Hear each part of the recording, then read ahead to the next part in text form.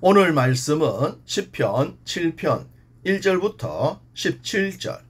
제목은 제가 만든 함정에 빠짐입니다. 본 시편의 제목엔 베냐민 사람 구시의 말을 따라 여호와께 드린 노래라고 적혀 있습니다. 성경엔 등장하지 않는 베냐민 출신의 구시는 누구일까요? 당연히 알 수가 없죠. 그래서 학자들은 추정을 합니다.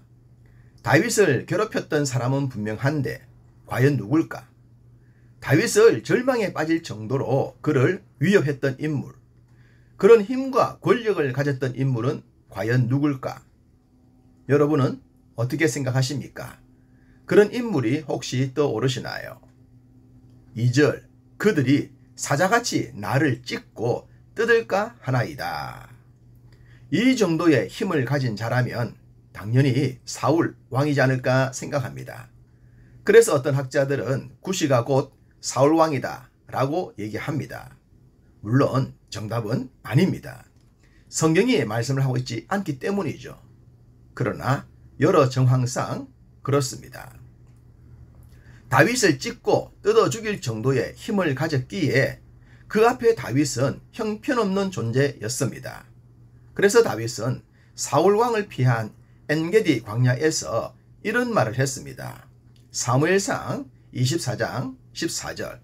이스라엘 왕이 누구를 따라 나왔으며 누구의 뒤를 쫓나이까?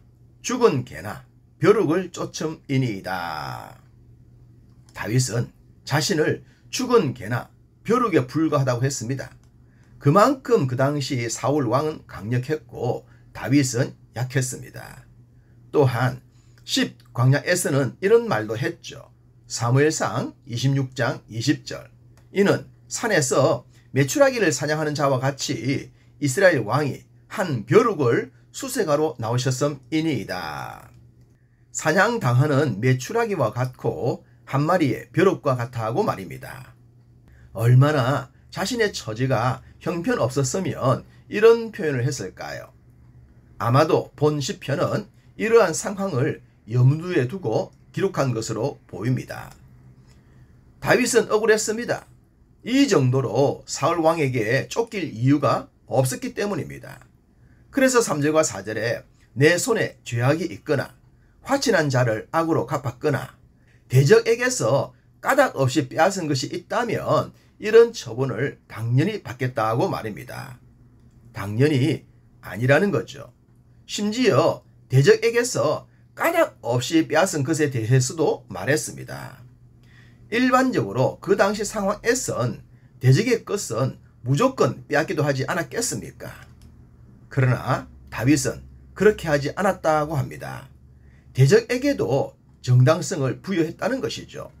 그 정도의 삶을 살았는데 이런 처분을 받으니 너무나도 괴롭고 억울했던 것입니다. 다윗은 이런 상황에서 자신의 억울함을 호소할 곳은 하나님밖에 없었습니다.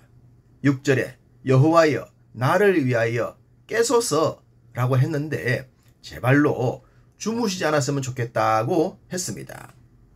그러면서 이런 고백을 합니다. 10절 나의 방패는 마음이 정직한 자를 구원하시는 하나님께 있도다. 할렐루야. 만약에 사울 왕에게 쫓기면서도 정직하지 않았거나 부정했다면 다윗은 정말로 절망이었을 것입니다.